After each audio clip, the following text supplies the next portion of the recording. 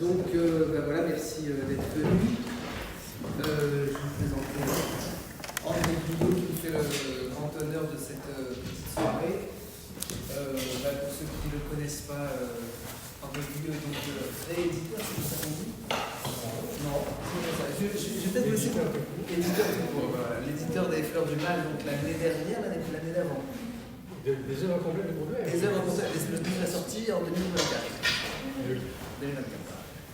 Ah, c'est l'éditorial, ça.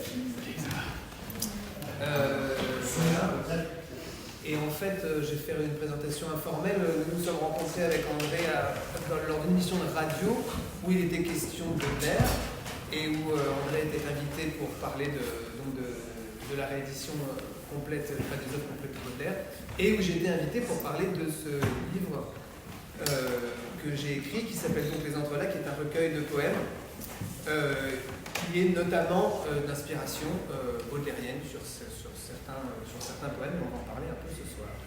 Voilà, je vous laisse la parole peut-être Pour dire simplement deux choses, toutes simples, je vais quand même les développer un peu. On y va, bien sûr.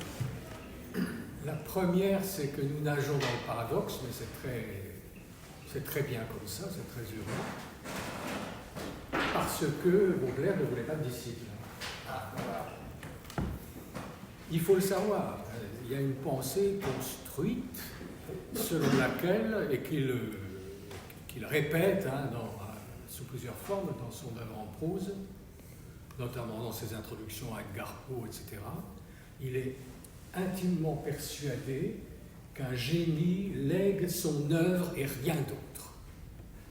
Donc il faut continuer à lire Baudelaire, ne pas espérer l'imiter ou être fidèle à quelque chose qui aurait été sa pensée. Je vous lis pour persuader que je ne dis pas de plaisanterie. Parce que, oui, c'est une idée qui ne fait pas toujours plaisir. Parce que surtout ceux qui, comme moi, ont fait une carrière en enseignant l'histoire de la littérature. En enseignant l'histoire de la littérature, nous avons ce préjugé anti-baudelairien qu'il y a une continuité, que tout se passe par école, par chapelle, par transmission, qu'il y a des disciples. Et en ce qui concerne Baudelaire, nous sommes persuadés, on l'enseigne partout, que les poètes de la génération qui le suit, Mallarmé, Verlaine et Rimbaud, lui doivent quelque chose. Et ont commencé en l'imitant, mais même aussi la forme et quelques autres. Alors voilà ce qu'il dit. Non, attendez, c'est pas ça. Oui, c'est dans la formulation la plus forte, c'est dans une lettre à sa mère. Il dit tout à sa mère, et même au-delà.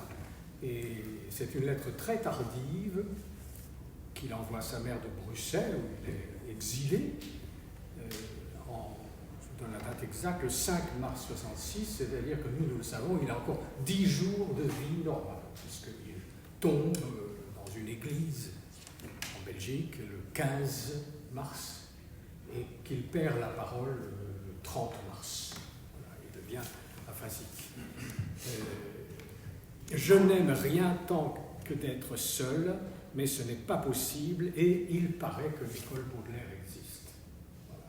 Et dans un autre passage, je crois dans une de ses préfaces à Edgar Poe, il dit on prétend que Michel-Ange a des disciples, on croit que, etc. Non, le grand artiste meurt sans enfant.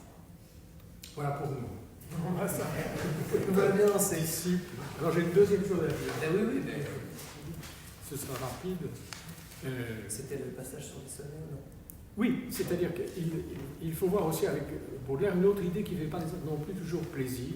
Enfin, moi, ça me fait plaisir quand même.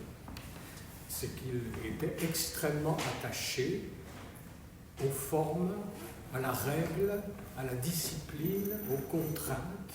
Il était persuadé que tout ça stimulait l'imagination. Et là, je vais vous lire un petit passage du Salon de 59, dans le deuxième chapitre consacré à l'imagination, qu'il appelle la reine des facultés. Ce quatrième chapitre du Salon 59 s'appelle le gouvernement de l'imagination.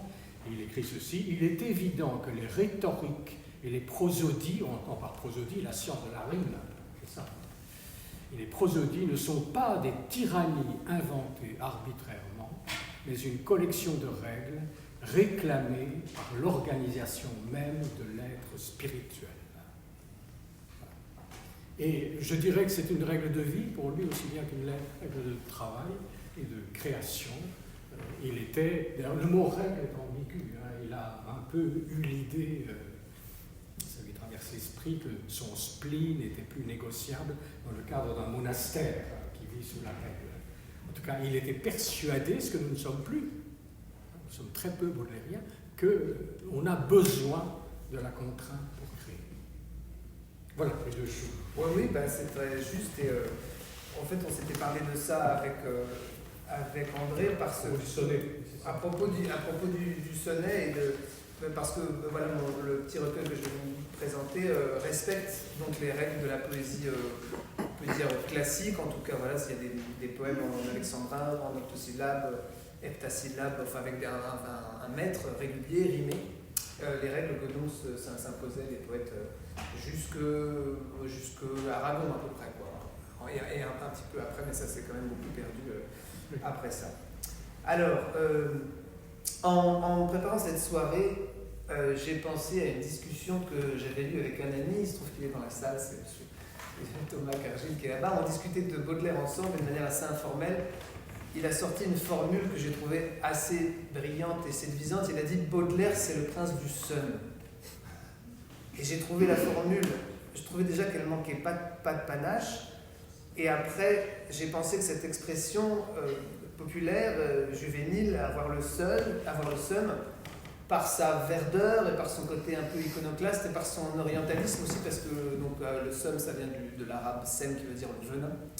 J'ai trouvé que cette expression était très, très baudelairienne. Et d'une certaine manière actualiser ce que Baudelaire a appelé le spleen, ce que d'autres ont appelé la mélancolie, ce qui s'est appelé le guignon à un moment donné, et je pensais que de manière un peu contemporaine, le seum, ce serait un peu le nouveau mal du siècle. Alors je me suis dit que j'allais vous proposer un concours de seum entre moi et Baudelaire, pour essayer de savoir lequel avait le plus la rage, quoi. Et j'ai relu les Fleurs du Mal, et comme le seum de Baudelaire dépasse de très très loin le mien, j'ai abandonné ce projet.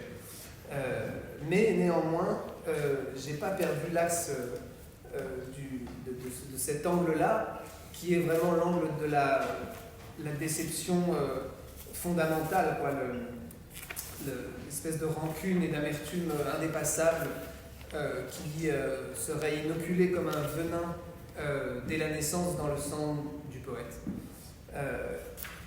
Et pour continuer avec cet axe, j'ai pensé qu'on pouvait analyser le spleen, le seum, vous mettez le mot que vous voulez, à travers les procédés ou les remèdes qu'on pouvait lui opposer. Et en fait, beaucoup de poèmes dans le spleen de Paris sont motivés par ça. Qu'est-ce qu'on fait contre ça? Comment Baudelaire s'en sort, quoi. Et il y a une première tentative de réponse, si on prend cet angle-là que j'ai choisi, qui est d'abord la solitude. On peut fuir le spleen dans la solitude. Et la solitude, j'ai choisi un poème de Baudelaire que je vais vous lire maintenant, qui est la solitude qui arrive notamment avec la fin de la journée et avec la nuit. Le poème est dans les Fleurs du Mal et s'appelle La fin de la journée. Sous une lumière blafarde, court, danse et se tord sans raison la vie, imprudente et criarde. Aussi, sitôt qu'à l'horizon la nuit voluptueuse monte, apaisant tout, même la faim, effaçant tout, même la honte, le poète se dit « Enfin ». Mon esprit, comme mes vertèbres, invoque ardemment le repos. Le cœur plein de songes funèbres, je vais me coucher sur le dos et me rouler dans vos rideaux, ô rafraîchissantes ténèbres. Ah, il s'agit d'un sonnet. Tu peux en dire quelque chose? Bien sûr, à chaque fois, quand vous voulez.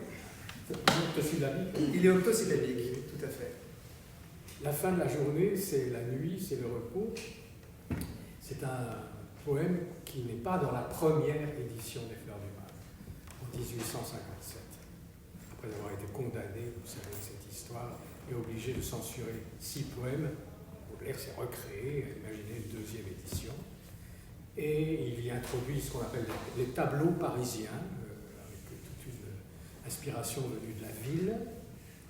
Et dans l'édition 57, comme dans la deuxième édition 61, réparatrice, donc, il y a une partie qui clôture le recueil qui s'appelle La mort.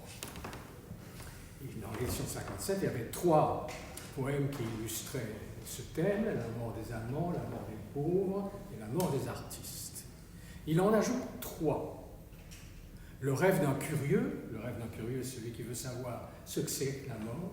Le voyage c'est un hymne à la mort, et il introduit la fin de la journée, qui n'est pas un poème sur la mort. Seul le cadre dans lequel il place ce poème, qui s'intitule La mort, nous suggère une analogie terrible à comprendre, que le repos à la fin de la journée, c'est la mort. C'est le vrai grand repos. Sinon, rien ne le dit encore. Ouais, non, pas du tout. Le poème, c'est effectivement juste... et c'est d'ailleurs pour ça que je l'ai choisi, c'est effectivement une espèce de sensation de soulagement au moment où la nuit arrive et avec elle, où les soucis disparaissent. Et le dernier vers, « Ô rafraîchissantes ténèbres », est très, très éloquent à ce titre. Et j'ai choisi ce poème pour le mettre en rapport avec un des liens que je vais vous lire maintenant, et qui parle aussi de la fin de la journée, et qui est aussi un sommeil, pour faire écho à ce que André disait sur les formes fixes. C'est un large balcon où l'on fume tranquille pour se changer l'esprit au sortir de l'étude. Quiconque y est passé connaît cette altitude étonnamment tranquille en plein cœur de la ville. Le soir tombait, bien entendu. Sur l'esplanade, les ombres s'allongeaient. Mais étaient-ce les ombres ou les prolongements dont mon âme s'encombre? Souvent, le crépuscule en fait des camarades. Au loin, sur des accords de guitare mineure, un vagabond chantait longuement en arabe. Et cette sorte de complainte sans douleur me rappelait de bien familières syllabes, tandis que sa prière, émise en contrebas, montait aux cieux avec l'encens de mon tabac. Je vous propose maintenant un nouveau remède, parce que je vais fonctionner comme ça par remède à la mélancolie, au spleen, et après la solitude rafraîchissante de la fin de la nuit, le poète peut également trouver refuge ou remède dans la beauté. Et parmi toutes les beautés qui l'enivrent, celle des femmes n'est pas la dernière, à condition de rester spectateur de cette beauté. Il y a souvent chez Baudelaire l'idée que la beauté est peut-être quelque chose de dangereux, en tout cas ne peut pas être, la beauté des femmes j'entends, la séduction est toujours dangereuse ou néfaste, il n'y a pas d'amour heureux quoi. Chez Baudelaire, quasiment unanimement, les poèmes qui traitent de ce sujet-là sont vengeurs ou déçus, ou terribles d'ailleurs. Et c'est cet axe-là que j'ai voulu choisir pour vous en lire un des miens, et après un autre de Baudelaire qui parle de cette chose assez précise qui est l'espèce d'attirance-répulsion envers la beauté, c'est-à-dire le fait d'être à la fois très attiré et de sentir un potentiel danger avec ça. Tu ajoutes quelque chose peut-être après? Oui. Mon poème s'appelle Les nymphes. Il est certaines créatures dont la beauté supporte tout, et d'abord le pesant atout que ce prestige leur procure, et les regards les plus jaloux ne leur font que d'autres bijoux. Tout leur va, c'est inépuisable, le sourire et la gravité, l'air impétueux ou raisonnable, même un peu de méchanceté dans leur attitude est aimable, ou point l'exquise aspérité. La suspicion ou la confiance, les engouements ou les mépris, tout est distinct dans leur présence, tout est valable et de haut prix, jusqu'aux plus subtiles nuances de gaieté, d'humeur ou d'esprit.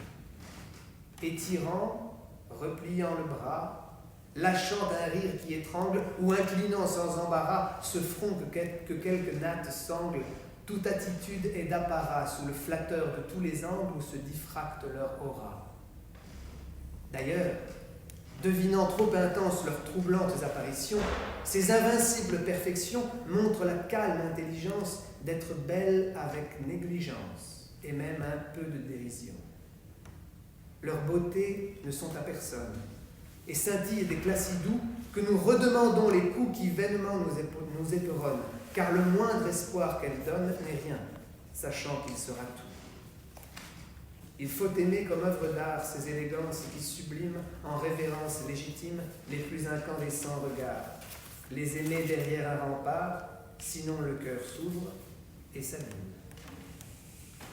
Et maintenant, le poème de Baudelaire que j'ai voulu mettre en miroir avec celui-ci, c'est un poème très connu, on peut dire vraiment un tube de Baudelaire, c'est « À une passante ».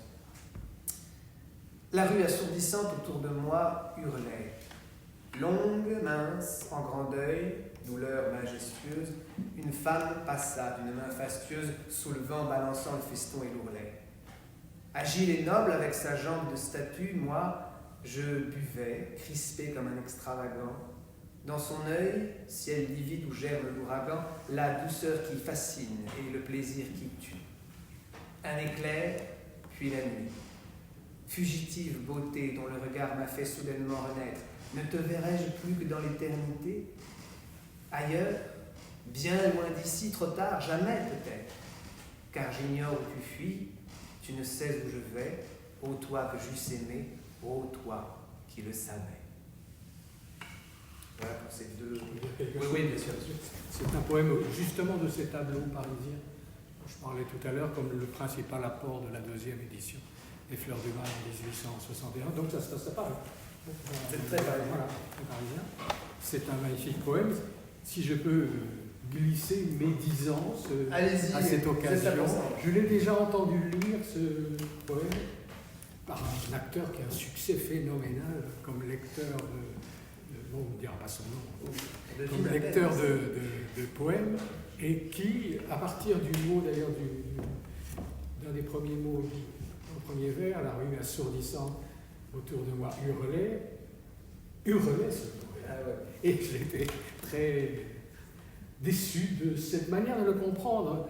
Je ne sais plus quel critique dit qu'il faut murmurer les poèmes de Baudelaire, et en tout cas que cette assise syllabique qu'il y a, le maître, etc., est suffisante pour qu'il n'y ait pas besoin que la voix.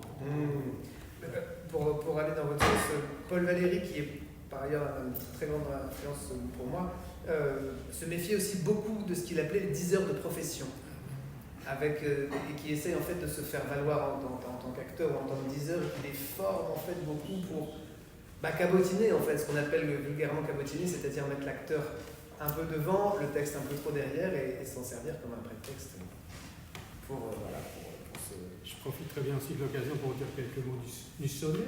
Oui, bien sûr. Parce que ça fait plusieurs sonnets que Grégoire compose des sonnets. S'il y a une forme qui synthétise tout ce que Baudelaire désire, souhaite, recommande à ses éventuels disciples sous la forme de contrainte, c'est bien le sonnet qui la représente. Et Baudelaire en fait l'éloge. Un critique, excellent critique d'ailleurs, qui avait écrit un vif éloge des Fleurs du Mal, et avec lequel il a correspondu dans la suite de sa vie, un critique lyonnais qui s'appelait Armand Fraisse, et qui avait osé dire pourquoi est-ce qu'on écrit des sonnets, une lettre qu'on a perdue, parce que Baudelaire n'a pas conservé, mais lui, Fraisse, a conservé la réponse de Baudelaire, qui lui dit « Comment avez-vous pu dire ça ?»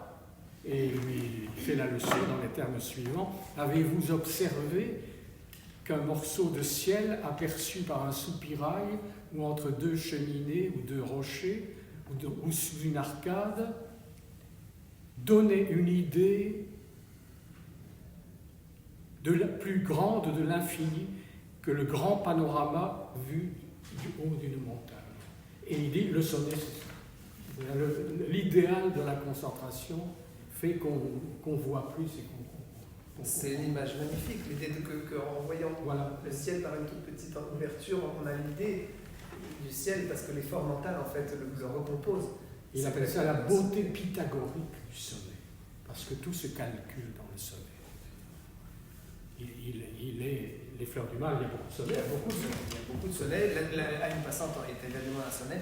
Alors du coup, ça me donne très envie de changer mon petit programme et de lire un autre sonnet. Alors, j'aimerais conserver mes petits parallèles, mais je vais y arriver, vous allez voir. Je vais y arriver. Parce que c'est vrai que dans un des sonnets que vous aviez sélectionné, il y a ce qu'on appelle un sonnet canonique, c'est-à-dire le plus difficile de tous les sonnets, qui, je ne sais pas si vous savez ce que ça signifie, un sonnet parfaitement régulier, c'est-à-dire comme Pétrarque les composait, qui est un peu le fondateur, et comme ses héritiers assez directs qui étaient les poètes de la Pléiade, Ronsard du Bellay, c'est-à-dire le sonnet dont les quatrains sont composés sur 2 rimes. A, B, B, A, B, B, A. Voilà. Et Baudelaire en a composé quelques-uns, mais c'est très difficile d'arriver. Il y a trop peu de mots existants dans la langue pouvant se prêter à ce pythagorisme, si j'ose dire. Et donc il a, dans un certain nombre de cas, été vers ce qu'on appelle le sonnet libertin, ça n'a rien à voir avec le sens qu'on connaît du mot libertin, qui construit les quatrains sur 4 rimes. A, B, B, A, C, D, D, C, qui est plus facile, évidemment, et qui avait été un peu pratiqué par les poètes de l'époque baroque. Oui. Plus la contrainte est difficile, plus on brille à la respecter. C'est l'idée. Là, je l'ai retrouvé, donc du coup, je vais le mettre en parallèle avec un autre sonnet de Baudelaire qui illustre ce qu'André disait, où les quatrains sont composés sur 4 rimes. Donc je commence par le mien qui est sur les quatrains sur 2 rimes. Et qui s'appelle Papillon. On dirait qu'une feuille, au gré du vent, vacille et chute, quoiqu'avec des détours aériens, vers le sol implacable et son dernier gardien. Quand soudain, tel sursaut plus agile dessille notre regard, aussitôt tendre qu'il soutient les soubresauts d'un papillon qui s'écarquille. Il s'approche, se pose et déploie ses mantilles qui font 2 vrais vitraux merveilleusement teints. Spécialement vouée à son enluminure, cette larve en un jour a fini de mûrir et va périr sans inutile flétrissure. Et vous, grands idéaux qui longtemps me torturent, ô rêves ambitieux, mais lancinant désir, vous ne vivez que de ne pas vous accomplir. J'aimerais mettre ce poème en regard d'un poème de Baudelaire qui s'appelle La cloche fêlée et qui est construit un petit peu sur le même principe du contraste, c'est-à-dire on décrit d'abord dans le premier quatrain quelque chose de beau, de parfait, et après on le met en opposition avec l'échec du poète, en l'occurrence, à faire la même chose, donc l'échec d'être aussi parfait que la perfection d'un papillon qui, une fois qu'il a fini de s'épanouir complètement, meurt. Et le poème que j'ai choisi de Baudelaire, qui travaille un peu sur la même structure, s'appelle La cloche fêlée. Il est amer et doux pendant les nuits d'hiver d'écouter près du feu qui palpite et qui fume les souvenirs lointains lentement s'élever au bruit des carillons qui chantent dans la brume. Bienheureuse la cloche au gosier vigoureux qui, malgré sa vieillesse alerte et bien portante, jette fidèlement son cri religieux, ainsi qu'un vieux soldat qui veille sous la tente. Moi, mon âme est fêlée, et lorsqu'en ses ennuis, elle veut de ses champs peuplés l'air froid des nuits, il arrive souvent que sa voix affaiblie semble le râle épais d'un blessé qu'on oublie au bord d'un lac de sang, sous un grand tas de morts, et qui meurt sans bouger dans d'immenses efforts. Voilà pour ces 2 sonnets. Peut-être que... en fait, non, pas du tout. Je continue. André, vous m'interrompez quand vous le souhaitez, exactement, vraiment. Je peux dire quelques mots de La cloche fêlée. Ah oui, avec La cloche fêlée, bien sûr. Vous savez, lorsqu'il a commencé à publier ses poèmes, il l'avait intitulé Spleen. Celui-là, comme de nombreux autres. Et quand il a construit Les Fleurs du Mal, la première publication en livre, parce qu'il y avait eu des publications en revue préalablement, il a réuni 4 poèmes en leur donnant un titre le même titre, Spleen, et on dit le premier spleen, le deuxième spleen, etc. Et il a enlevé le titre spleen à la cloche fêlée en trouvant, sur une suggestion de Gautier, vraiment, un nouveau titre, mais il l'a mis juste avant les 4 spleens. Ouais. Donc d'une certaine manière, il y a un petit cycle du spleen qui est un peu plus nombreux, un peu plus éclaté, un peu plus dispersé qu'on ne le pense par rapport à cette concentration de 4 poèmes qui portent ce titre. Et alors, je rebondis, j'avais pensé à la cloche fêlée aussi pour illustrer autre chose qui est dans la présence dans les fleurs du mal de ce qu'on appelle les métaphores filées, c'est-à-dire une seule image qui permet d'aller jusqu'au bout d'une idée, en l'occurrence la cloche qui est donc l'âme et qui, quand elle est toute pleine, résonne bien et qui, quand elle est fêlée, est proche de celle de Baudelaire qui dysfonctionne et qui émet un son criard et bizarre et désagréable. Et j'ai fait moi-même un poème sur une métaphore filée dont quelqu'un m'a dit qu'il était baudelairien dans le sens, et peut-être André vous pourrez dire un mot dessus si ça vous inspire, avec ces parallèles et ces métaphores filées sonne siècle classique, comme s'il y avait quelque chose de siècle classique dans Baudelaire. Et qui est moi quelque chose qui m'intéresse beaucoup, c'est-à-dire, même si pour ma part je crois qu'il y a des disciples et que Baudelaire lui-même a sans doute été le disciple de Théophile Gautier et qu'il a imité ou essayé et donc il a même fait mieux. Il a même dédicacé les fleurs du mal à Théophile Gautier. Mais donc l'idée que voilà qu'il y avait une tradition, on peut dire, qui se suit et qui m'a moins intéressé de poursuivre, qui était donc celle de la métaphore filée, où une seule image est conduite sur tout le poème. Le poème que je vous propose s'appelle donc Les 2 astres. Les soirs où sur le lac la nuit se fait profonde, on voit se confronter les 2 puissants halos que diffusent 2 lunes. L'une toute ronde et l'autre son reflet, répandu sur les eaux. Je regarde la vraie, dont l'œil sobre me gronde, car le cercle parfait de son mystique anneau résume une sagesse intégrale où se fonde la plénitude. Il faudrait suivre ce flambeau. Mais je vois l'autre lune, instable, furibonde, et dont les 1000 éclats font les 1000 joyaux, tant ce superbe essaim d'étincelles sur l'onde fascine mes regards et vrille mon cerveau. Or la lune du ciel maudit cette seconde formée par les débris des vérités d'en haut. Mais il brille si bien sur le marais du monde. Ah, que me mentent ces diamants, ils sont si beaux.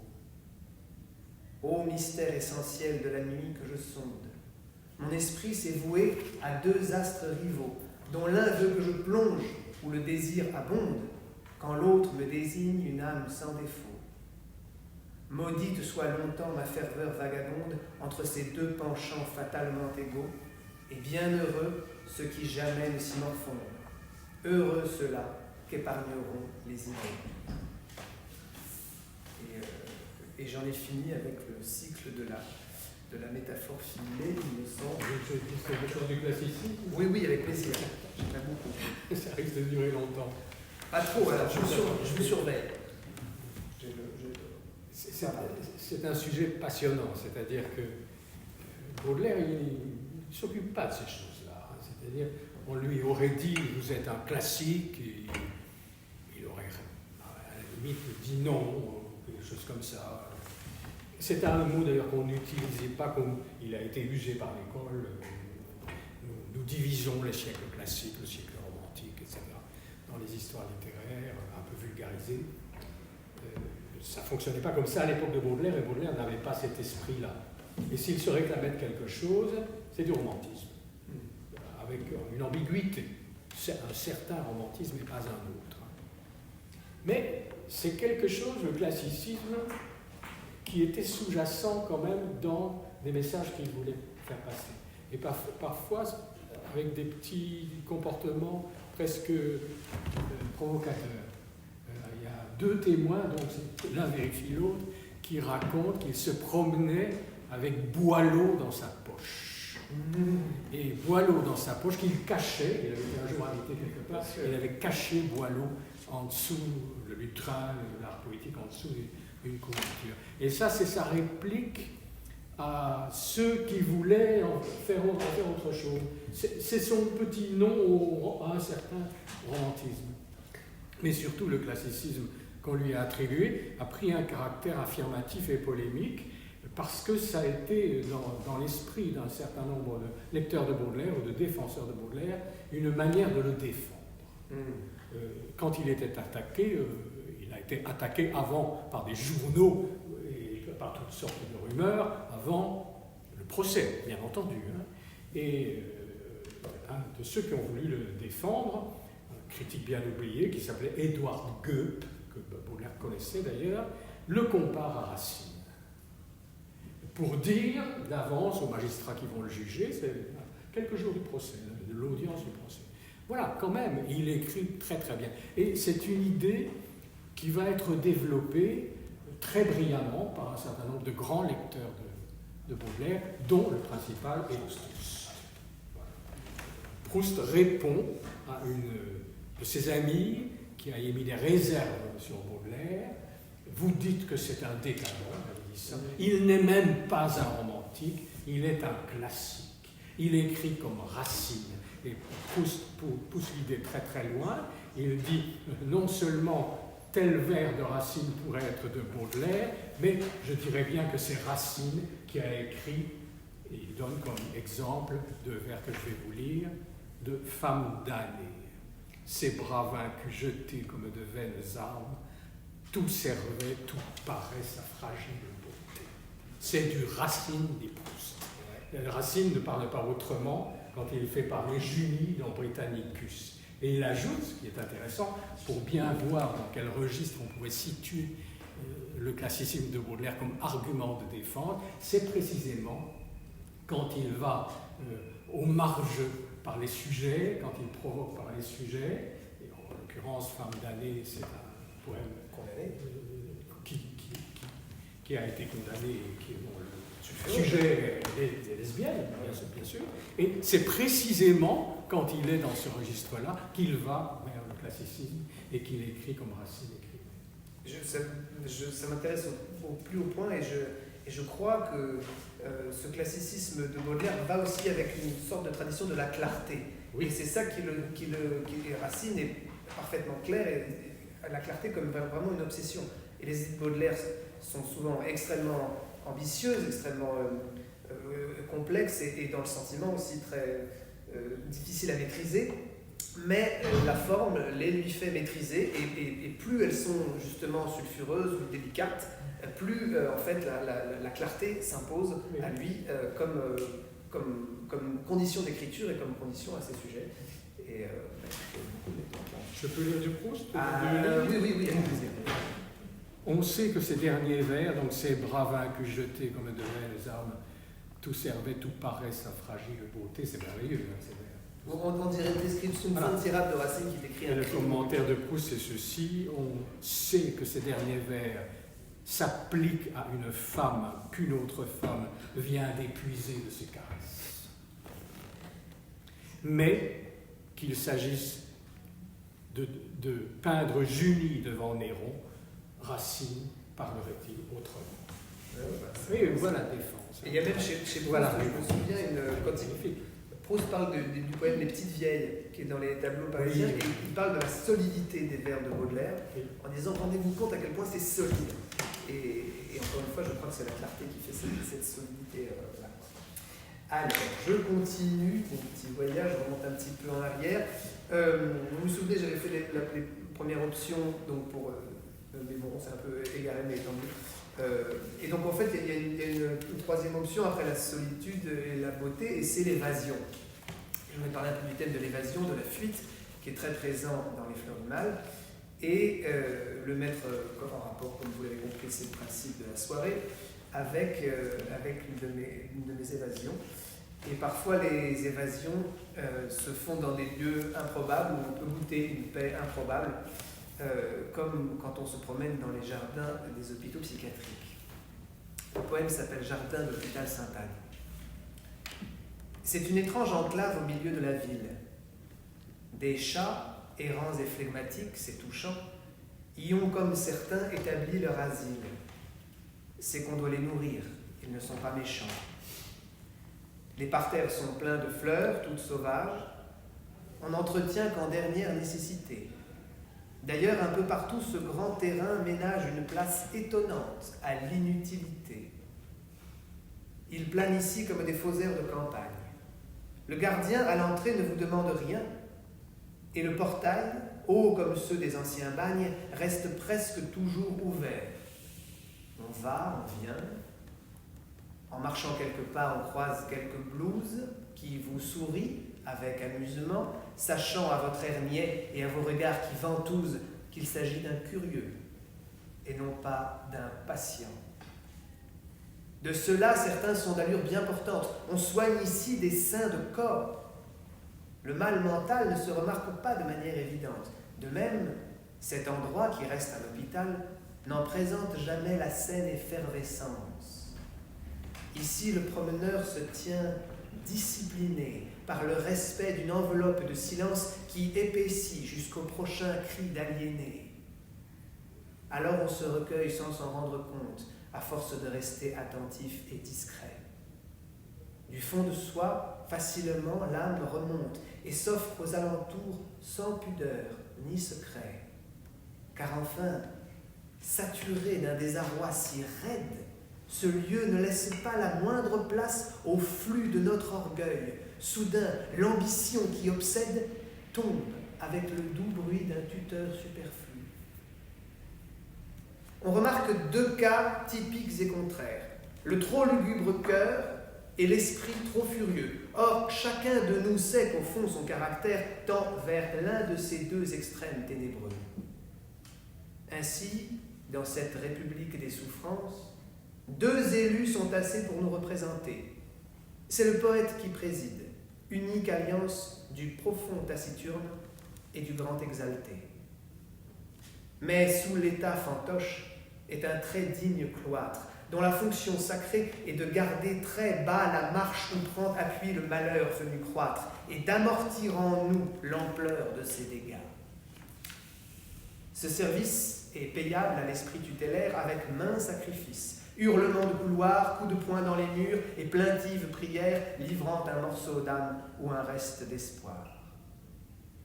Heureusement, il s'est donné pour primordiale mission de diluer dans son éternité la terriblement triste misère morale engendrée par l'échec des bonnes volontés. Des câbles sont fixés à même les façades. Le provisoire dure ici, mais rien n'est laid. On adopte en effet le regard du malade qui s'est habitué au marasme complet. Le désordre charmant qui règne sur les choses, tout naturellement passe pour merveilleux, et quand dans une brèche il fait pousser des roses, on sent la signature du génie des lieux. Donnez-y rendez-vous. Les allées, les coursives ont tant connu l'ennui et le désœuvrement que les conversations s'y font contemplatives et les aveux plus purs dans les chuchotements. Comme on se sent serein dans ce parfait refuge qui n'a rien à envier aux plus sûres prisons. Comme nous savourons son calme subterfuge entre des murs où s'épanouit notre évasion. Ah, quel soulagement d'être faible à l'extrême. Ici, l'humanité n'a plus la prétention d'être autre chose pour soi-même qu'un problème avec beaucoup de très précaires solutions. La première n'est autre que cette indulgence impérative envers notre dérédiction. Par ailleurs, des panneaux indiquent neurosciences. C'est la nouvelle mode ou la dernière option. J'aime de cet endroit la candeur pitoyable et j'ai connu ici une félicité aux grands élancements de l'amour comparable.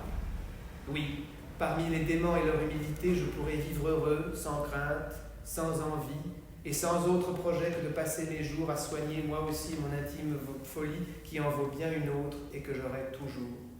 Voilà ce qu'on se dit en sortant de Sainte-Anne, pour n'y avoir connu la paix qu'une heure ou deux. Et le portail, à son passage, nous condamne à retrouver l'orgueil amer et l'œil envieux. voilà, le poème est un peu long, j'ai pris un peu le temps de le dire, mais c'est magnifique. Merci beaucoup. C'est le poème un peu phare du recueil, mais voilà, c'est un peu d'être. Donc je me suis permis de vous le lire en entier. Et je vous remercie de votre attention. Et alors je voulais peut-être, parce que du coup j'avais parlé d'évasion, le mettre en regard avec Parfum exotique, qui est tout à fait un autre type d'évasion, mais très, très baudelairien, et qui est un sonnet également. Voilà la manière que Baudelaire a de s'évader. Quand, les deux yeux fermés, en un soir chaud d'automne, je respire l'odeur de ton sein chaleureux, je vois se dérouler les rivages heureux qu'éblouissent les feux d'un soleil monotone. Une île paresseuse, où la nature donne des arbres singuliers et des fruits savoureux, des hommes dont le corps est mince et vigoureux, et des femmes dont l'œil, par sa franchise, étonne. Guidé par ton odeur vers de charmants climats, je vois un port rempli de voiles et de mâts, encore tout fatigué par la vague marine, pendant que le parfum des verts tamariniers qui circule dans l'air et m'enfle la narine se mêle dans mon âme au chant des mariniers. J'ai fait dire m'enfla, mais c'est enfle. Vous savez que Baudelaire avait fait très jeune un grand voyage. Il avait 20 ans. Imposé d'ailleurs. Imposé, bien sûr, avec une manière de consentement de sa part. Il dépensait trop d'argent. Il y a eu un conseil de famille. Et comme ça pouvait se faire à l'époque, est-ce que c'est encore imaginable, je ne sais pas, mais son beau-père et sa mère, certaines mères se sont adressées à la justice. Et il y a eu une décision de justice de le priver de la fortune dont il disposait, qui était l'héritage de son père. Et ça, c'est la deuxième disposition qui a été prise. Et la première, c'était de l'envoyer par les mers du Sud. Et il a embarqué à Bordeaux alors qu'il avait 20 ans. Et c'est de là qu'il rapporte ses parfums, ses couleurs et toutes sortes de sensualités dans deux îles où il est allé. L'île Bourbon, comme on l'appelait, c'est la Réunion, et l'île Maurice, qui était très francophone. L'île Maurice était sous domination anglaise, mais on parlait français. C'était une autre époque. Il est revenu précipitamment, il ne supportait pas ce voyage, qui a eu des caractères un peu héroïques. Il y a eu une tempête horrible qui a fait peur à tout le monde. Et Baudelaire, d'après les témoignages, en particulier celui du capitaine du paquebot des mers du Sud, il s'appelait comme ça, dit qu'il avait été héroïque et stoïque, qu'il avait vu le vaisseau pratiquement menacé d'être emporté et qu'il était là, comme ça. Très jeune, très jeune, à 20 ans. À 20 ans. Et avec des calculs dans la tête, c'est-à-dire Paris lui manquait beaucoup. Baudelaire était un Parisien, très fortement.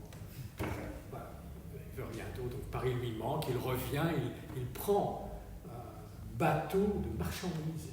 Et ils font le voyage, je ne sais pas. Donc très inconfortable. Oh, mon Dieu, sans manger, sans boire pratiquement pendant une vingtaine de jours. Enfin, c'était épouvantable. Mais il revient à Paris. Et alors maintenant, une autre proposition de thème, et après je vais arrêter avec les thèmes parce que c'est un peu thématique, quoi. C'est que évidemment l'autre grand remède pour fuir la tristesse et le spleen, c'est évidemment l'ivresse. Il y a la proposition, autant dans le spleen de Paris que dans les Fleurs du Mal d'ailleurs, de l'ivresse qui résout les problèmes, et c'est peut-être le remède le plus facile, le plus efficace, le plus accessible, le plus commun.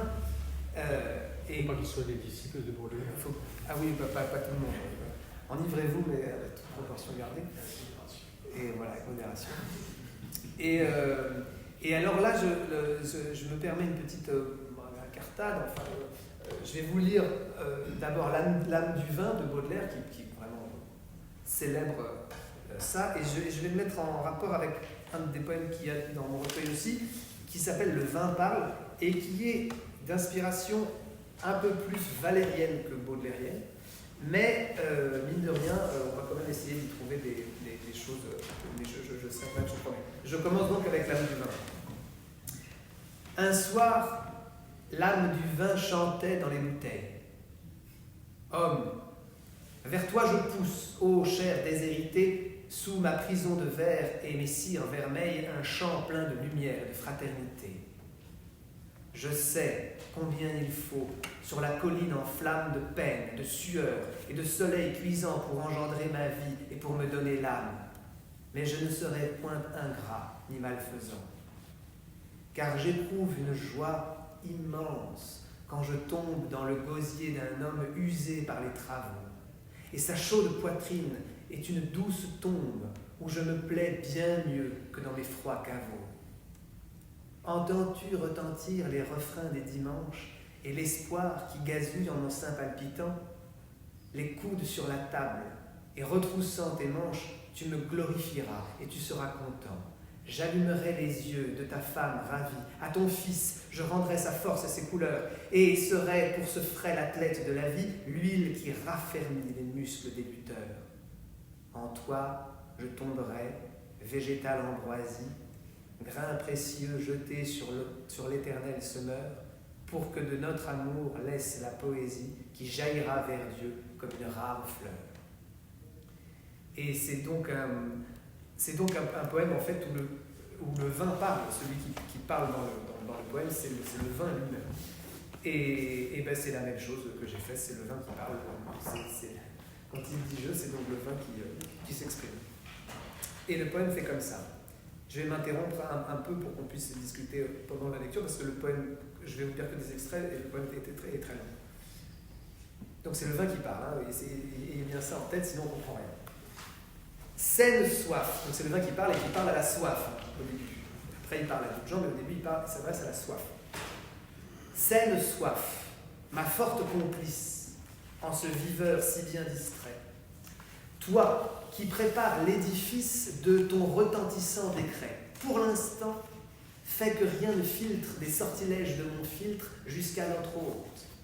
Ignorant tout de nos intentions de mainmise, que sa main leste à leur esquisse, n'obéisse qu'à son seul goût. Sois discrète, soif opportune. L'heure est encore au boniment qui nie l'incurable lacune d'un grand cœur sans grand agrément.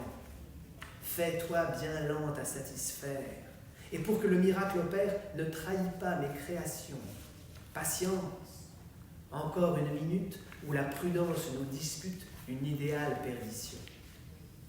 Et là, je voulais suggérer comme ça un thème dont je vous ai parlé un peu, qui est présent dans des poèmes du spleen de Paris, donc pas des Fleurs du Mal, et c'est le thème de la dualité du diable, parce qu'il y a cette phrase définitive sur le diable, que vous connaissez tous. La plus grande réussite du diable, c'est de nous faire croire qu'il n'existe pas.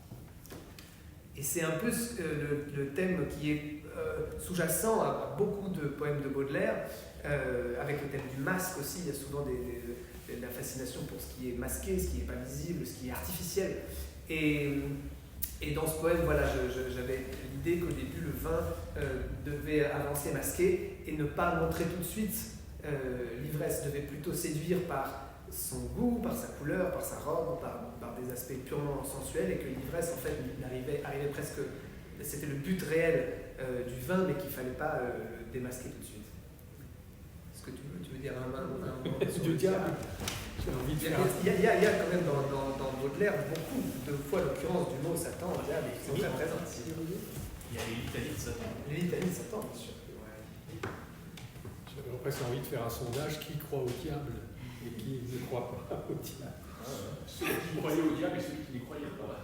Oui, voilà. Je ne suis pas sûr qu'il croyait vraiment. Il croyait au diable parce qu'il avait besoin d'incarner les idées. Il était proche de l'esprit des légendes. Donc Satan, ça existe, et il sait bien que c'est un sujet littéraire un peu fabriqué, mais en tout cas, il croit au mal. Ça, c'est sûr. Ça, c'est ce qui leur attache à une forte tradition religieuse, c'est ça. C'est aussi terrible de dire les choses comme ça, d'ailleurs, parce que peut-être qu'il croit à Dieu aussi, et en tout cas, il prie, du moins à certains moments dans sa vie. Mais il n'a pas de difficulté, ces difficultés que nous avons, nous, à expliquer le mal. Il dit, là, il existe, Dieu, là, il a été créé. un certain jour, dit de la chute, où Adam et Ève, ayant fait n'importe quoi, ont été chassés de l'éternité et du paradis et du bonheur. Et voilà, le mal a commencé à ce moment-là, et depuis ce jour-là, il prolifère. Et une des astuces, c'est de le connaître, de le repérer, de voir où il est. Il a cette formule, le mal se connaissant est moins dangereux que le mal s'ignorant. Il dit ça après avoir comparé l'incomparable, enfin c'est des fantasmes littéraires comme il en avait, le roman de Laclos, Les liaisons dangereuses, et les romans à l'eau de rose de George Sand. Parce que la réputation, c'est que George Sand fait le bien, tandis que Laclos fait le mal. Et il dit, mais non, George Sand, elle ne sait pas où est le mal, et donc c'est bien pire, tandis que Laclos, il sait où il est. Il est pervers, mais voilà, le mal qui se connaît est plus près du bien que le mal qui s'y est. C'est une pensée dialectique qui me semble assez juste. Parce que je pense que à partir du moment où on constate le mal, et lui le voit et est persuadé qu'il prolifère.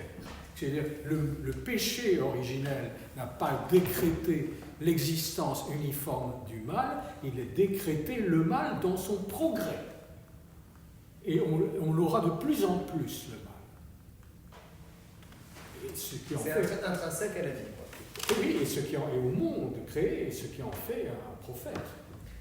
Il y a des morceaux où on dirait qu'il a prévu ce qui s'est passé au XXe siècle. Les violences extrêmes, etc., sont figurées de manière un peu fantaisiste et très, très fantasmatique, mais elles sont en Baudelaire. Et c'est ce qui fait aussi l'ambivalence, c'est que c'est à la fois extrêmement moderne et oui. Extrêmement, le mot me manque, mais subversif pour son époque, et en même temps très traditionnel, enfin dans la pensée très, très reliée à une tradition chrétienne, en fait, millénaire. Et c'est ce qui fait comprendre aussi qu'il était mal reçu, parce qu'on ne veut pas voir le mal. C'est vrai. Il a eu des querelles avec des gens d'église. Sa mère avait donné les fleurs du mal au curé d'Honfleur. Et le curé d'Honfleur a dit, mais c'est pas du tout... et Baudelaire disait, mais si, c'est un livre catholique, puisque c'est un livre qui explique, selon les dogmes de la religion catholique, ce qu'est le mal, et le mal, il existe. Le brave curé d'Honfleur, l'abbé Cardine, disait, non, qu'est-ce que c'est que ça? Vous brûlez ce livre. Il avait dit à la mère de Baudelaire, brûlez ce livre. Alors j'enchaîne en essayant de ne pas faire trop long. Je voulais donc le poème sur l'ivresse. Je voulais vous lire Le vin des chiffonniers, que je vais mettre en rapport avec d'autres strophes de mon poème. Le vin des chiffonniers est en alexandrin et le mien en octosyllabe. Voici le vin des chiffonniers. Souvent, à la clarté rouge d'un réverbère dont le vent bat la flamme et tourmente le verre, au cœur d'un vieux faubourg, labyrinthe fangeux, où l'humanité grouille en ferments orageux, on voit un chiffonnier qui vient, hochant la tête, butant et se cognant au mur comme un poète, et prendre souci des mouchards, ses sujets, épanche tout son cœur en de glorieux projets. Il prête des serments, dicte des lois sublimes, terrasse les méchants, relève les victimes et sous le firmament comme un dé suspendu s'enivre des splendeurs de sa propre vertu. Oui, ces gens harcelés de chagrin de ménage, moulus par le travail et tourmentés par l'âge, éreintés et pliant sous un tas de débris, vomissements confus de l'énor de Paris, reviennent, parfumés d'une odeur de futaille, suivis de compagnons, blanchis dans les batailles, dont la moustache pend comme des vieux drapeaux. Les bannières, les fleurs et les arcs triomphaux se dressent devant eux, solennelle magie. Et dans l'étourdissante et lumineuse orgie des clairons, du soleil, des cris et du tambour, ils apportent la gloire au peuple ivre d'amour. C'est ainsi qu'à travers l'humanité frivole, le vin roule de l'or, éblouissant pactole. Par le gosier de l'homme, il chante ses exploits et règne par ses dons, ainsi que de vrais rois. Pour noyer la rancœur et bercer l'indolence de tous ces vieux maudits qui meurent en silence, Dieu, touché de remords, avait fait le sommeil. L'homme ajouta le vin, fils sacré du soleil. J'enchaîne tout de suite avec le mien sans expliquer. C'est donc toujours le vin qui parle au buveur cette fois. Exhorte ma violente fièvre, ô cœur avide d'abandon, et que mon baume sur ta lèvre bouche une source de démons. Dispensateur d'inconséquences, je prends ici ma consistance à renverser ta soumission. Ensemble, terminons la perte de cet ennemi découverte soluble en mes exhalaisons. Je suis celui qui facilite. Aveu, exaltation, faillite, j'obtiens tout des cœurs incertains. Et si quelque pudeur maudite retient quelque frileux destin, ma licence toute tacite en fait sauter le grand verrou. Mais il faut boire et agir vite au cours des heures trop petites où ma délivrance peut tout. De combien d'amour trop timide ai-je su décisivement me rendre l'opiniâtre guide? Ah, combien j'ai noué d'amants, cœurs indolents, bonté promise, vous céderez à l'entremise de ma sourde circulation. Je suis dans les âmes tangentes la raideur même d'une pente où s'accélèrent les passions. Aussi, parfois, je veux qu'on frappe le premier importun venu sur qui j'ai fait peindre une grappe d'ennemis soudain reconnus. Mon prodige est que tu savoures cette dépense de bravoure trop longtemps privée d'occasion. Lutteur que la douleur n'arrête, tu prendras les coups qui te guettent comme autant de bénédictions. Et là, je vais sauter un petit peu parce que ça va être très très long, mais je vais reprendre. Ne quittez pas, attention. Bon, ouais, ça va pas être. Il parle maintenant, il continue. C'est toujours le mec qui parle. Mais vous autres, et tous autant perfectionnistes que vous êtes, du grand portrait que vous vous faites de vous-même, n'est-il pas temps de renoncer à cette image qui ne reflète d'âge en âge que de pathétiques espoirs?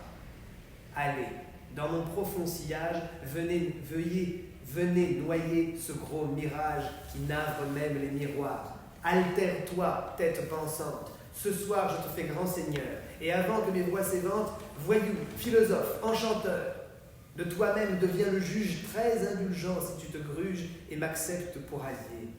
Il suffit de suivre la ligne où mes déroutantes consignes conduisent tes élans déliés. Ton incurable ennui de vivre a voulu ce soir que tu livres une bataille contre lui. Tu ne peux fuir, il faut combattre. Dans la paresse opiniâtre ou les ferveurs d'après-minuit, plonge ton âme tout impure, ô bizarre et vaillant soldat. Moi, je fournis la démesure indispensable à ton combat. Dieu lui-même y fut obligé tant il geignait de lassitude. Secourable, j'ai dirigé ses pensées vers l'incertitude et il engendra l'univers. Quand l'ennui se fit plus pervers, j'insinuai tout un mystère d'imprudence et d'ébriété qui le fit trébucher sur terre et y semer l'humanité. Il l'a transportée dans sa poche pour la jeter entre des roches où elle n'éclorait jamais. Au contraire, ainsi répandue sous ma treille aussitôt tordue, je l'arroserai désormais. Race prospère, ô race saoule, que secrètement mes filets attendaient là où il fallait que ton avide coupe roule. C'est depuis que tes nerfs trépignent à l'appel antédiluvien qui rejoue l'ancestrale vigne dans chaque soif qui te revient. Je m'arrête là parce qu'après c'est encore un autre développement. Et peut-être pour finir, on a encore, je crois, combien de temps? Je regarde. Un bon quart d'heure. Un petit quart d'heure. Ça, on pourra peut-être dialoguer.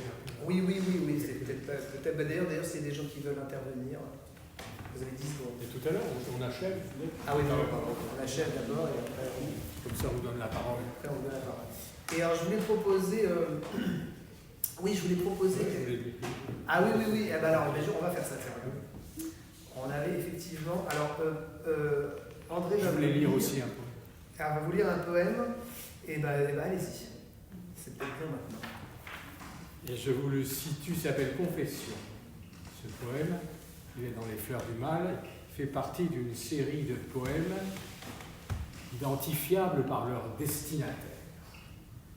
Baudelaire, sous l'anonymat, les a envoyés à une femme qui s'appelait Madame Sabatier. Elle est un peu passée à la postérité grâce à ces courtisans dont Baudelaire fut. C'était une femme du monde, entretenue par un riche capitaliste. Et Baudelaire lui a envoyé des poèmes sous l'anonymat, un anonymat transparent sur lequel il ne faut pas se faire d'illusions. Madame Sabatier savait bien qui lui écrivait, mais une sorte de non-dit régnait entre eux. Et parmi les poèmes qu'il lui envoie, il est à Versailles à ce moment-là, avec un de ses amis, parce qu'il s'est mis dans la tête, voilà encore le classicisme de Baudelaire. Il a eu des tas de projets qu'il n'a pas réalisés. Il était avec ses amis Philoxène Boyer, et il voulait écrire une histoire de Louis XIV, rien que ça. Et donc ils étaient allés visiter le château de Versailles. Et de Versailles, donc, d'un bordel, je crois, pour être tout à fait complet sur le sujet, où il s'était réfugié, Philoxène et lui, il envoie plusieurs poèmes à Madame Sabatier, dont Réversibilité, en fait, très très de poèmes, et ce poème qui s'appelle Confession, que je vous lis, donc qui s'adresse à Madame Sabatier. Une fois une seule, aimable et douce femme, à mon bras, votre bras poli, s'appuie. Sur le fond ténébreux de mon âme, ce souvenir n'est point pâli. Il était tard, ainsi qu'une médaille neuve, la pleine lune s'étalait, et la solennité d'une nuit, comme un fleuve, sur Paris dormant ruisselait. Et le long des maisons, sous les portes cochères, des chats passaient furtivement, l'oreille au guet, ou bien comme des ombres chères nous accompagnaient lentement. Tout à coup, au milieu de l'intimité libre et close à la pâle clarté, de vous, riche et sonore instrument où ne vibre que la radieuse gaieté, de vous, claire et joyeuse ainsi qu'une fanfare dans le matin étincelant, une note plaintive, une note bizarre, s'échappa tout en chancelant. Comme une enfant chétive, horrible, sombre, immonde, dont sa famille rougirait et qu'elle aurait longtemps pour la cacher du monde dans un caveau mis au secret. Pauvre ange, elle chantait votre note criarde, et ici s'ouvrent des guillemets, c'est Madame Sabatier qui parle, que rien ici-bas n'est certain, et que toujours, avec quelque soin qu'il se farde, se trahit l'égoïsme humain, que c'est un dur métier que d'être belle femme, qu'il ressemble au travail banal de la danseuse folle et froide qui se pâme dans un sourire machinal, que bâtir sur les cœurs est une chose sotte, que tout craque, amour et beauté, jusqu'à ce que l'oubli les jette dans sa hotte pour les rendre à l'éternité. Fermez les guillemets. J'ai souvent évoqué cette lune enchantée, ce silence et cette langueur, et cette confidence horrible, chuchotée au confessionnal du cœur. Et ça m'a touché que André choisisse ce poème parce que il se trouve que c'est un poème que moi-même j'aime beaucoup et que j'ai appris par cœur. Et c'est un des tout premiers poèmes, je crois, que j'ai appris par cœur parce que j'ai été fasciné, pour en revenir à la métrique, par l'alternance dans ce poème des vers où il y a donc, vous l'avez senti, alexandrin, octosyllabe, alexandrin, octosyllabe. Donc 12, 8, 12, 8, 12, 8. Et qui donne aussi, et qui permet d'ailleurs vraiment des petites, des vers magnifiques. Par exemple, s'échappa tout en chancelant, qui fait 8 pieds et qui tombe si parfaitement après l'alexandrin dans la description, une note plaintive, une note bizarre, s'échappa tout en chancelant, c'est une allitération, enfin le vers était vraiment très très précieux et la brièveté, la densité de l'octosyllabe permet parfois des petits détours comme ça qui sont vraiment des purs moments de poésie que je trouve vraiment. C'est une forme que Baudelaire utilise 3 fois Voilà. dans Confession et dans 2 poèmes horriblement macabres, Dont un très connu. une Charogne, qui est la première célébrité mauvaise contre lui de Baudelaire, c'est l'auteur de la Charogne, disait-on. Et une Martyre. Et donc c'est 2 poèmes durs, voilà, qui ont un principe théologique. Vous êtes une très belle femme et vous allez devenir un cadavre répugnant. C'est le message. Et il a composé Confession à Madame Sabatier sur ce même modèle du maître alterné alexandrin, maître long, maître court, alexandrin, octosyllabe, alexandrin, octosyllabe. C'est une très très belle forme, qui est ancienne, qui est classique. Oui, qui est classique. Elle a été utilisée par les poètes baroques. C'est pas une invention de Baudelaire. Et donc du coup, voilà, mon recueil s'ouvre par un poème qui a la même forme, donc 12-8, 12-8, et que je voulais aussi mettre en regard avec un autre poème de Baudelaire que j'avais prévu de vous lire avant, mais que je vais vous lire maintenant parce que vous avez sans doute dans l'oreille, là encore, la musique, et que je trouve très belle. Mon poème s'appelle Épilogue. Si la majorité des âmes sont dissoutes au moment où le corps s'éteint, quelques-unes, parmi les plus braves sans doute, s'offrent un bien meilleur destin. Il suffit pour cela de croire à ma légende. L'âme, alors, par enchantement, se change en un poème et vient à la demande émerveiller l'esprit des gens. Bien sûr, de telles fantaisies ne vous inspirent qu'un sourire condescendant. La raison a vaincu tous ces charmants délires. Ne souriez pas trop longtemps, car au moment fatal, alors que vos ancêtres se tournaient sereins vers le ciel, nul signe d'aucun dieu par la voix d'aucun prêtre ne répondra à vos appels. Vous serez seul face à l'abîme obligatoire. Alors, pour vous réconforter, vous tenterez de vous inclure dans l'histoire de notre chère humanité. Il vous faudra pourtant annoncer à quel titre vous croyez pouvoir vous compter parmi le genre humain avant que cet arbitre vous admette en sa qualité.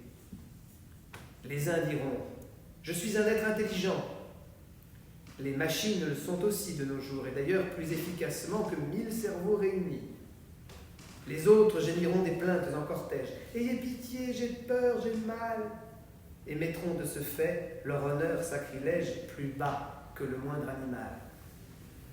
Bref, quand vous serez pris dans le piteux marasme de votre ultime dignité et que vous chercherez en vain l'enthousiasme au fond d'un cœur désenchanté, rappelez, s'il vous plaît, du fond de vos mémoires, ce poème qui se termine. Et à ma prédiction, dépêchez-vous de croire. Alors, sauvé de la vermine, votre âme ira longtemps se loger dans des têtes tout occupées de poésie. On y donne souvent de somptueuses fêtes. Les invités ne sont choisis que parmi ceux qui croient aux fables des poètes. Croyez-y, mortels, croyez-y. Et ce poème, je voulais le mettre en miroir avec le premier poème des Fleurs du Mal, qui est évidemment au lecteur. Et pourquoi je voulais le faire? Parce que dans ces deux poèmes, il y a en effet la même intention de provoquer le lecteur en le mettant face à ses faiblesses, en le forçant à voir la bassesse de sa condition. Le poète, lui, ne la voit que trop, alors il la révèle au lecteur sans ménagement, et même avec un esprit de revanche qui, finalement, dans une catharsis goguenarde, a vocation de purger la misère morale des humains. Chez Baudelaire, c'est le poids de nos péchés et de nos vices qui nous condamnent tous, et dans le poème que je viens de vous lire, c'est l'absence de croyance, le désenchantement du monde, la dérédiction, la condition de l'homme sans Dieu, qui est la source de notre humiliation terrestre. Voici maintenant le poème de Baudelaire. La sottise, l'erreur, le péché, la lésine occupent nos esprits et travaillent nos corps, et nous alimentons nos aimables remords comme des mendiants nourrissent leur vermine. Nos péchés sont têtus, nos repentirs sont lâches, nous nous faisons payer grassement nos aveux, et nous rentrons gaiement dans le chemin bourbeux, croyant par de viles pleurs laver toutes nos tâches. Sur l'oreiller du mal, c'est Satan trismégiste qui berce longuement notre esprit enchanté, et le riche métal de notre volonté est tout vaporisé par ce savant chimiste. C'est le diable qui tient les fils qui nous remuent. Aux objets répugnants, nous trouvons des appâts. Chaque jour, vers l'enfer, nous descendons d'un pas sans horreur, à travers des ténèbres qui puent. Ainsi qu'un débauché pauvre qui baise et mange le sein martyrisé d'une antique catin, nous volons au passage un plaisir clandestin que nous pressons bien fort comme une vieille orange. Serré, fourmillant comme un million d'helminthes, dans nos cerveaux ribote un peuple de démons. Et quand nous respirons, la mort dans nos poumons descend, fleuve invisible avec de sourdes plaintes. Si le viol, le poison, le poignard, l'incendie n'ont pas encore brodé de leur plaisant dessin le canevas banal de nos piteux destins, c'est que notre âme, hélas, n'est pas assez hardie. Mais parmi les chacals, les panthères, les lys, les singes, les scorpions, les vautours, les serpents, les monstres glapissants, hurlant, grognant, rampant dans la ménagerie infâme de nos vices, il en est un plus laid, plus méchant, plus immonde. Quoiqu'il ne pousse ni grand geste ni grand cri, il ferait volontiers de la terre un débris et dans un bâillement avalerait le monde. C'est l'ennui. L'œil chargé d'un pleur involontaire, il rêve d'échafaud en fumant son hookah. Tu le connais, lecteur, ce monstre délicat, hypocrite lecteur, mon semblable, mon frère. Alors, on termine sur le... Je trouvais ça drôle de terminer sur le premier poème. Donc c'est le poème qui ouvre Les Fleurs du Mal. Il y a 100 poèmes dans Les Fleurs du Mal, moins celui-là en plus. Celui-là est en Plus celui-là, je veux dire, c'est ça. Au lecteur, c'est une sorte d'avertissement. Voilà. Hypocrite lecteur.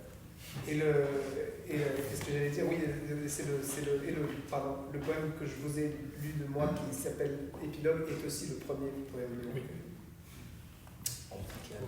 Voilà, est-ce qu'il y a des questions? J'ai une double question, c'est un peu le thème, mais j'imagine que vous avez lu Les Entrelacs, le livre de Grégoire. Si vous l'avez lu, est-ce que vous pouvez nous dire quel est le poème qui est le plus baudelairien parmi Mais c'est celui, je trouve, qui s'appelle, comment qu'il a lu? De Sainte-Anne. Oui, il me semble que c'est lui. Alors, c'est la première question. Et la deuxième question, du coup, c'est quel type de disciple baudelairien et Grégoire? J'imagine qu'il y a plusieurs chapelles dans la longue descendance des poètes qui se disent disciples de Baudelaire. Oui. S'il est baudelairien, il l'est par les formes. Je pense que c'est ça l'héritage.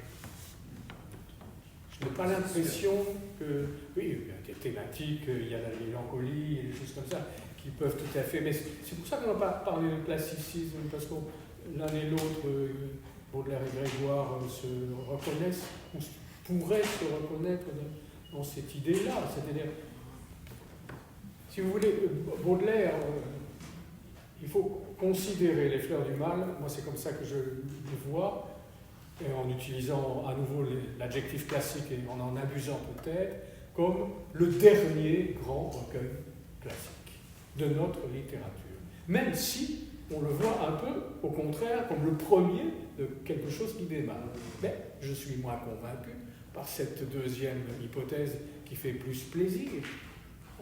Je ne sais plus quel grand historien, Nabokov, je crois, qui a enseigné la littérature, en dehors du fait qu'il était un grand romancier, disait « Les chefs-d'œuvre, ce sont ceux qui clôturent, et pas ceux qui ouvrent. » Une période. Voilà, la Divine Comédie, Balzac, voilà, c'est le dernier grand roman fleuve, et c'est le dernier petit recueil, 100 puis 130 poèmes, c'est le dernier phénomène classique de la poésie française. Ce qu'ils ont en commun, j'allais dire aussi, peut-être une expression un peu... j'appellerais ça la conscience syllabique, c'est-à-dire de quoi est fait le vers. Le vers, il est fait de rimes si vous voulez, mais les rimes, elles s'arrêtent au moment où les syllabes ont été comptées. un vers dans la tradition du vers. Il est devenu autre chose aussi, hein, bien entendu. C'est un décompte syllabique. Et Baudelaire l'avait quand il dit dans un poème qui s'appelle Le Soleil, justement, je crois, qu'il trouve des rimes en parcourant la rue, trouvant des rimes sur les. En marchant des vers depuis longtemps rêvé. Depuis longtemps rêvé, voilà, c'est ça. C'est-à-dire, c'est l'image du pied et de la marche comme équivalent à la syllabe. Trébuchant sur les mots comme sur des pavés, heurtant parfois des vers depuis longtemps rêvé. Magnifique. Ouais. Et ils ont la conscience syllabique.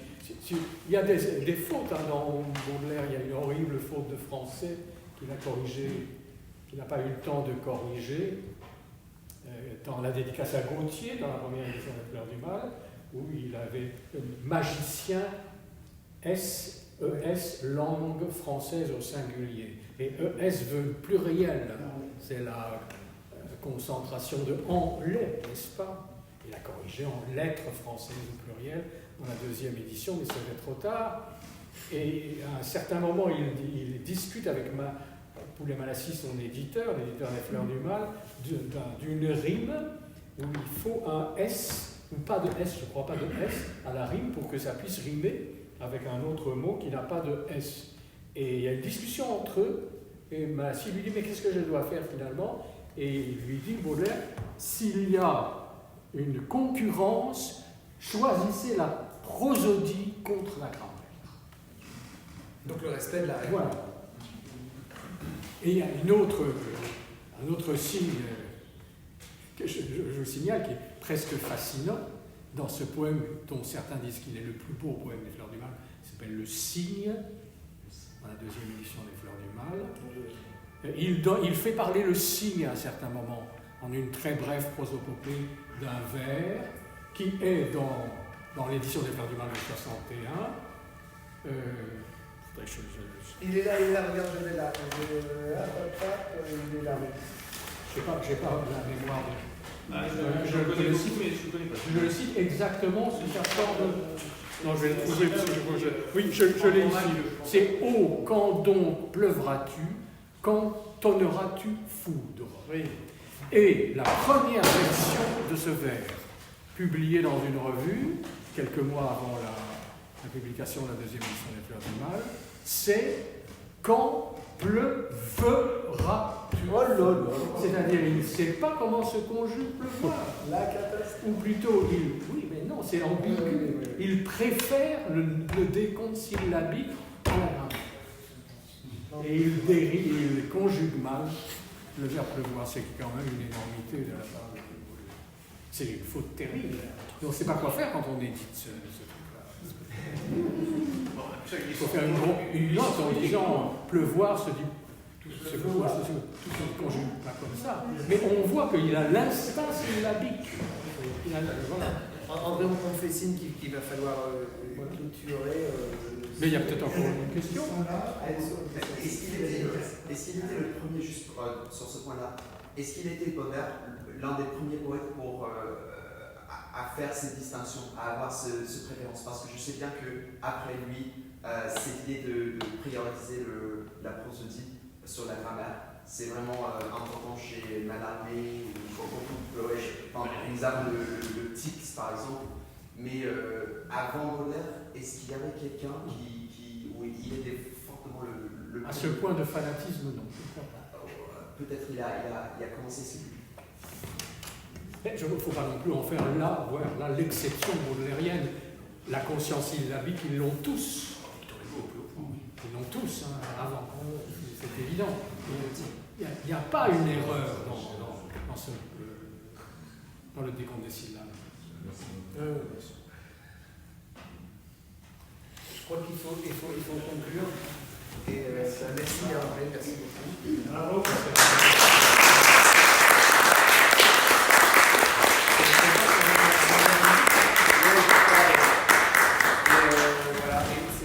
Il y a des bouquins qui démontrent que les livres, c'est ce qu'ils font.